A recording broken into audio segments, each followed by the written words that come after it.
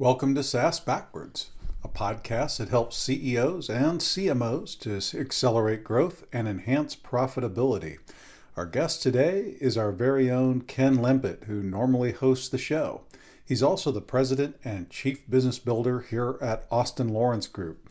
And if you've been listening to us for a while, you know that every once in a while we like to flip the script and talk about what we're hearing about SaaS companies and where they're struggling to be capitally efficient in their go-to-market motion.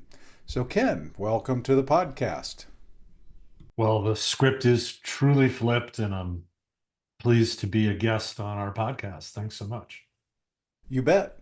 So we've been hearing a lot lately, both in our own clients and from some of the guests that we have here on the podcast, about the struggles around advertising. So I thought that would be a good topic to start with today. But what are you hearing and what are you seeing out there in the marketplace? Well, it is a great topic. And what we're hearing is that even beyond or writ large, beyond advertising, is that capital efficiency and go-to-market is important as it's harder and harder to raise funds. And in fact, one of our former guests, Brian Burns, resurfaced one of his, I think, a little more than year-old videos on unicorns crying. Can you hear the unicorns cry? As it's tougher to raise money than it used to be. And now we have to get about the business of selling. And there's clearly no more important channel to facilitate sales than the paid advertising that our SaaS clients and prospects are doing. So I think it's a great topic for the podcast. Probably the biggest budget item that any of our clients or prospects have after salaries and possibly even eclipsing salaries is their paid promotion, their paid advertising budget. Making this work effectively and holistically across the prospect journey, I think, is probably one of the most important topics for SaaS marketers and go-to-market people today. And so where do you see companies getting into trouble when it comes to media spend, just in your own observations? I want to take the opportunity to answer a slightly different question, but then I'll get to that one. I think that it's really tempting and it's obvious to focus on the internals of the performance of these platforms. And they're very complicated, and so it requires some mastery, and it seems like that's the most important place to focus. And what I'd say is the first thing to focus on, if we're looking at trying to diagnose the trouble in ad land, is what is the prospect experience? And so that's the end of the whole journey between beginning with identifying your total addressable market and ICP and who we want to speak to, the messaging, what the problems are, the creative that we're going to use to go after that, to generate interest, the platforms themselves, where we're going to place our messages, the advertising spend. But when you get to it and you're trying to figure out the problems, I say start with the prospect experience. What's happening on the web properties or other places you're driving traffic to, because you're already driving some traffic. Most likely somebody's thought about all these other things, but the place where a lot of the investment can break down is actually on our own web properties, our landing pages, our homepage, our website, the larger website, the third-party places we send to people if we're using Zoom webinars and we're using their sign-up pages, and also the experience that prospects have when the SDRs or AEs are doing follow-up to people that have been willing to give up their credentials to get to an asset. The first place I think people get in trouble is the one they have the most control over, and that's their own landing pages, optimizing these landing pages. We had the CEO of Spiralize on a few weeks ago on the podcast. Really enlightening. If you're not optimizing your landing page experience, running multiple A/B tests to get the most out of the traffic you drive there, if you're not enabling your sales reps with training and resources, emphasis on the training. These people have to know how to respond to people in today's world who do give up their email address or more for a resource so as not to turn them off. So that's the first place to look. Training and resources for sales, as well as the landing pages. When we get into the internals, I think where the biggest trouble we've seen, and we're very active on 3 kinds of platforms. So we're involved with Google pay-per-click at a pretty significant budget level. LinkedIn, doing a lot of LinkedIn work to get in front of a more tightly defined audience, and as well programmatic platforms. So three places where our listeners are likely pretty active. When you look at Google, there's a lot of opportunity to waste the budget. And I think this is comes out in a few ways. You can either be in front of audiences that aren't relevant.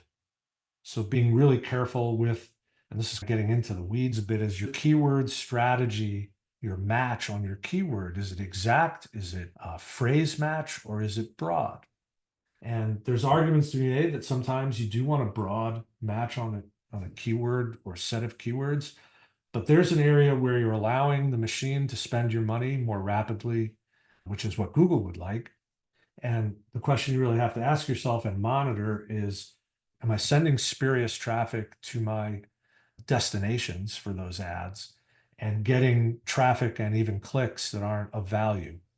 We took on a new client recently, spending about $500,000 a year on Google pay-per-click.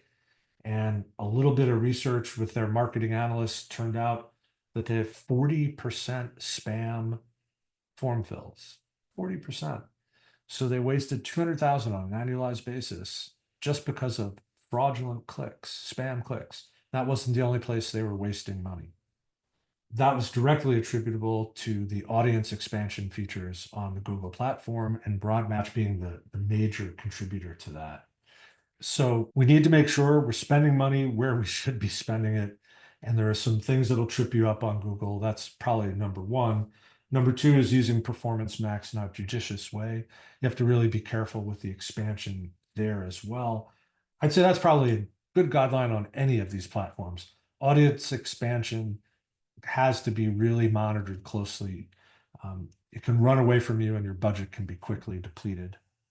So maybe that's the biggest tip coming out of here is this part of the conversation is monitoring the effectiveness of any audience expansion opportunities that you're taking advantage of on these platforms. I think that probably is true of all of them, probably most so on LinkedIn as well. It's one of the number one places you can waste your money is audience expansion on LinkedIn.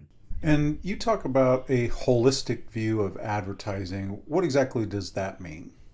We're working to build a model that our clients and prospects can use to understand where advertising touches, because it touches across the business, and how to view all the elements that go into successful advertising, because it's not just in platform. And again, it's really tempting to focus on the platform and say, that's where I need to optimize.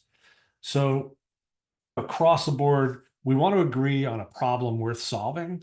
We want to have an understanding of our prospects that's deep enough that when we build messaging, they're saying, yeah, that's the problem I want to talk about. One of our clients recently said to us, I've got 3 problems I'm working on this quarter. And if you're not talking to me about one of those 3 problems, you're not talking to me. And I think a lot of our prospects in B2B, especially with software as a service, we're like a hammer looking for the nail, and everybody looks like a nail to us. So we need to make sure we're communicating about a problem that we can solve, that our prospects agree is worth solving. We then need to have reasonable and valuable objectives that advertising can solve. So if we're not clear on what the goalposts are, we're not going to be able to socialize our results in a way that's going to allow us to renew the budget. Ultimately, advertising is a conversation that ends up in the CFO's office. And if we aren't clear on our objectives and we don't have objectives that are worth getting to, but also possibly achievable, then we're going to have bad CFO conversations in the near future. And then we need to have a budget that we can work with and that we are authorized to spend, and we're not going to have to defend over and over again in a short time frame. So is it like a quarterly or half-year budget that's pretty much sacrosanct, so we as marketers can go do our business of putting the ads out there, iterating and optimizing our performance. So that's the overarching stuff. Then there's 5 areas that really matter. First of all, who are we trying to reach out to? What are the people should be seeing our message? What's our TAM, the whole market that we might address, solid understanding of our ICP, and for enterprise software sales, which is where we specialize, what are the roles of people on the buying committee? Have to really understand that well. Then the next place we look is to the creative. We want to make sure if we've interviewed those people, understand them well, that we have solid messaging, messaging that talks to that problem worth solving and reaches them where they live in their own mindset. Remember that client. If you're not talking to me about one of the 3 problems I'm trying to solve this quarter, you're not talking to me. Then what's our posture? What's our creative platform? Are we going to be fun, interesting, risky, conservative? Like if we're doing banking software, money is never funny. But if we're doing project management software, we can probably go out on a limb a little bit. And one of our prior guests, Melissa Rosenthal, who used to be the CMO at ClickUp, did a great job of doing very creative advertising to drive brand awareness and grow revenue. And then engagement. How do we get people to engage with our assets? We have to have great stuff that people are going to want to get to and use. So the creative has to engender a response from people that's going to do something of value to the organization. We like to say what's of value to the organization ultimately is meaningful conversations. You may have other measures that are important as well. But that's really important, that notion of meaningful conversations or meaningful sales conversations. So once we have our people well understood, we've got our creative ready to go, then we have to be looking at the channel. Where are we going to put this messaging out? And that's that platform. Is it Google Search? Is it LinkedIn? Is it Meta? Are we going to be on programmatic and do ABM as well as be on LinkedIn, come at people in a surround sound way? You have to be looking at multiple channels. They're not all the same. They don't offer the same opportunities. When you're on Google, you're much further down the funnel, a little harder to sell thought leadership on paid search and a little more frustrating from a financial standpoint. So pick your channel, implement the strategies there in a way that's clear and measurable. One of the big mistakes we see people do, especially on Google, is all their campaigns look alike, even though they're called different things. So you might have a brand campaign, a competitor campaign, and direct phrase match of the things you sell. And we've seen people mix those all up so that you can't actually do any analysis. So make sure your campaigns are well structured from a hierarchical standpoint. So that's where is our message going to be? And then in enterprise sale, where are they in the journey and what are we trying to communicate? Are they problem aware or not? If they're not problem aware, that's a thought leadership exercise, and that promotion is going to be different than if someone is trying to find the solutions, they're problem aware and they're looking for solutions, or they're down at the bottom of the funnel and they're ready to make choices. If we're not already in there, we have to find a way to get ourselves in. And that bottom of the funnel, that advertising looks very different than trying to sell the big idea. And then where we started the podcast, I think it's really important to look at outcomes or the why. And a concept I'd really like to start socializing is prospect experience. What's happening to them after the click? Are they going to a resource or landing page or homepage or some experience that's consistent with what we offered them in the advertising? A big fall off occurs if I click on an ad and I'm not getting the experience that I thought I was. So from a destination standpoint, that's one of the first things we can do to optimize an outcome and also have optimized landing pages based on our own test, A/B test until you're tired of A/B testing and then do it some more. The other part of the prospect experience that I think is so important is how do we train our SDRs and account executives? What sales enablement tools do we give them? What resources do we give them to follow up that interest that is something the prospect will want to receive? Phone calls they'll want to get, emails they'll look forward to. This is really hard, but really important. And if we want to ultimately attribute pipeline to all of the stuff we've done to make advertising work, to get somebody to come to a landing page or some other web resident property or to make a phone call, we really have to focus on the sales team and make sure they have everything they need to be successful so that we can get to the real thing, which is return on investment. So that was a really long answer to a short question. I think that sort of paints the picture of how we view advertising in a more holistic way. And then you mentioned the surround sound concept on LinkedIn. What have you found with our clients specifically that's been working on LinkedIn? Because it's a little different than any other channel. It's not as much of an intent channel, say, as Google, more of an opportunity for thought leadership and potentially problem awareness. But what have you found? I think that LinkedIn is totally different than the other channels. Unlike Google pay-per-click, we can get very specific about individuals we want to put ads in front of. We can either do it by literally individual, like we can upload a CRM list and only advertise to those people, or we can organize our audience by the kinds of companies they're at, the kind of titles they hold, the groups they participate in. There's lots of ways that we can narrow the scope, narrow the site, narrow the target. And that creates great opportunity that doesn't exist elsewhere to stratify the messaging.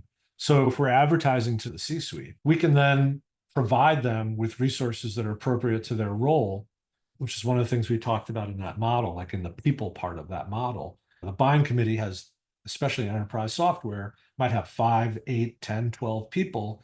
So we can stratify our messaging very effectively and the resources we offer.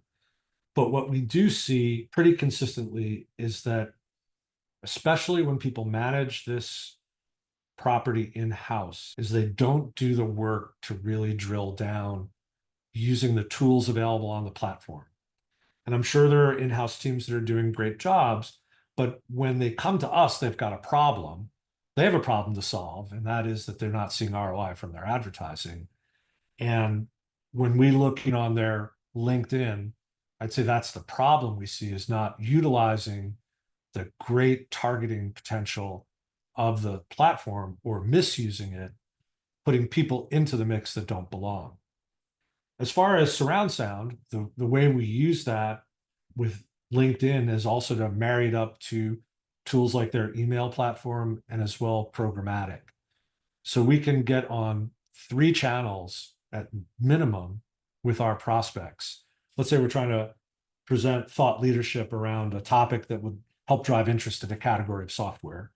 We can show that asset on LinkedIn. Let's say it's only to chief financial officers trying to make a financial sale.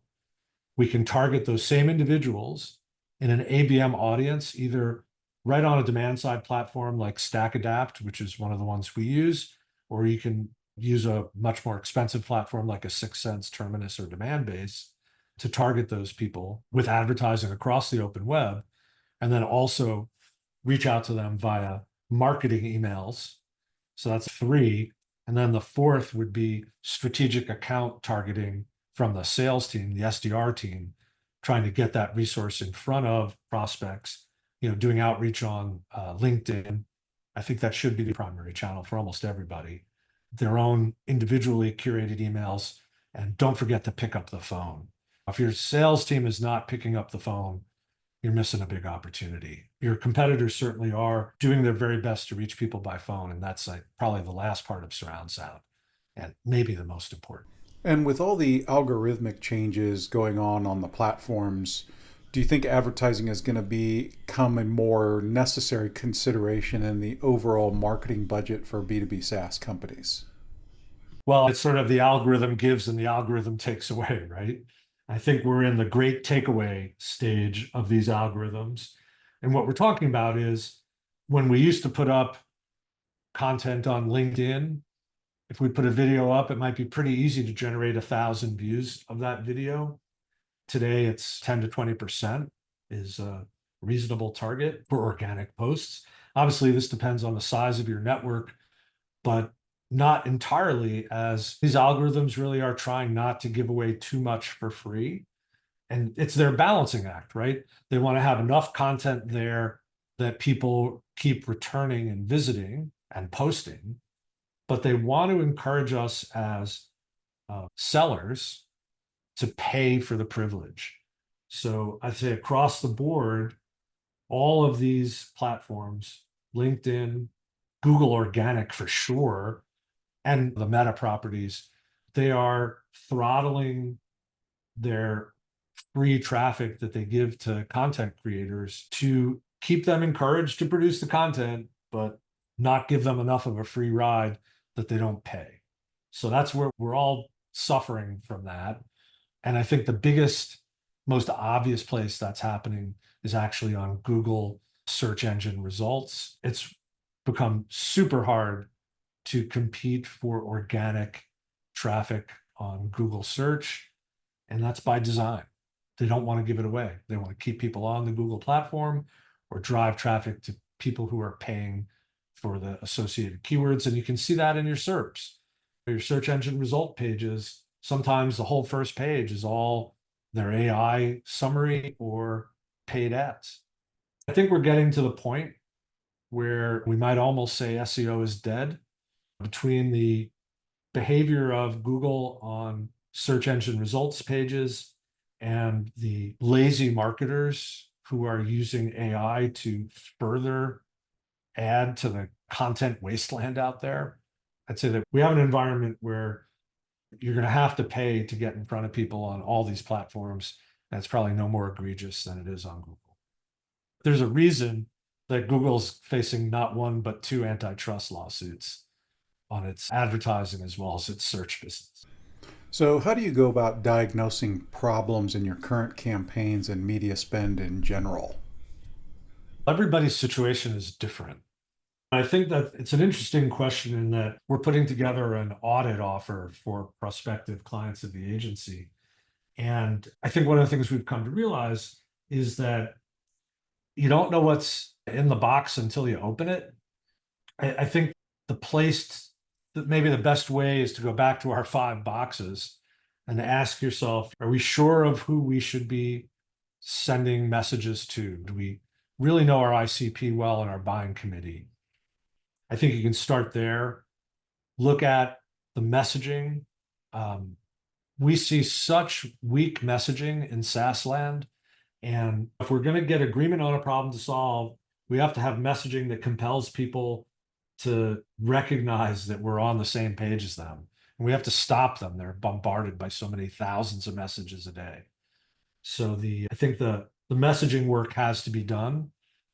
Then look at the internals. Are you making some obvious mistakes? I think we've elaborated some of them here. If your trends are down, that's an external indicator that things have changed, either in what you're doing or the underlying performance of the platforms you're on. And that's a place to look. And again, we could probably publish a list of 20 things to look for on each of these platforms. That might be a nice piece of content for us to build. But you have to use these platforms according to their strengths and avoid the potholes that we've talked about. And you have to budget enough that you can drive a result. I think you have to have an open mind and look across the 5 areas. And again, if I was starting a new engagement, we're always going to look at the experience of the prospect first. We need to know what's happening, and without changing anything, improve the ROI from these campaigns, and often we can. You mentioned earlier some of the problems that companies get into when they're managing this internally. What are some of the problems that you're seeing with external agencies right now with the same problems? I think one of the things we haven't talked about in terms of internal teams that I just want to touch on before we look at external agencies is that if performance is getting poorer over time, there's a temptation for internal teams to not bring the bad news. And that can really fester. You end up with really toxic behaviors in the workplace, especially when a lot of money's on the line. When you're spending $500,000 or $1 million on one channel and maybe 3 or 4 million altogether, there's a great temptation to cover your tracks and not admit where you're having problems. So CMOs, directors of demand generation, VPs of demand generation, you have to be willing to look under the covers of these systems hand in hand with your digital marketers and make sure that each platform is being optimized. And you have to be willing to drill down. I think that's an important message. It's probably the same with an external agency. This is like one of those things that's like the burning bag of poop, and I'd like to get it off my desk. And I'm going to hire an agency and they're going to do it, and they're my throat to choke. And my feeling is that, sure, You can hire agencies like ours to take care of this problem for you, but it doesn't absolve you of the responsibility of being on weekly calls with this agency. What are we seeing in terms of performance? What improvements are you making? Where are we trimming our investments? I just think that we have to be willing to dig deeper. And just because you hire an agency, it doesn't mean you don't have responsibility for the outcome. It might allow you to dodge a bullet when you change agencies. You can change an agency and call it their fault. But I think savvy operators, the seasoned SaaS founders, seasoned SaaS leaders, probably are looking for greater responsibility on their internal teams, even if they've outsourced the media strategy and creative work. Um, you can't absolve yourself of the responsibility to know what's happening under the covers in these platforms. You should be almost willing and able to answer any question a CFO might have. Even walking down the hall, you get tapped on the shoulder. Hey, how's it going on Google? You ought to be able to have a good answer for that. What are you doing to optimize the outcomes? While we were doing this podcast, I just saw an email from one of our clients to the head of sales and marketing, effectively the CRO of one of our clients, saying, hey, we 13 out of 26 or 29 leads this week. We're out of ICP and we're going to adjust our keywords to make that less of a problem. So on Google, where we can't target by ICP directly, we have different problems. So we have to try and get our search words, search terms, and our search behavior and the offers we make as targeted as possible so that we only get leads from the right people in an optimized way. Great. Well, that sounds like a good place to land the episode. Now, if people want to find you, how should they do that? It's easy to find me on LinkedIn/Ken Lempit. Our agency website is austinlawrence.com. And if you'd like, we have a free checklist for self-assessment of your advertising function. You can reach out to Jason directly at jm@austinlawrence.com, and he'll get that right out to you. And if you haven't subscribed to the podcast, please do so wherever podcasts are distributed.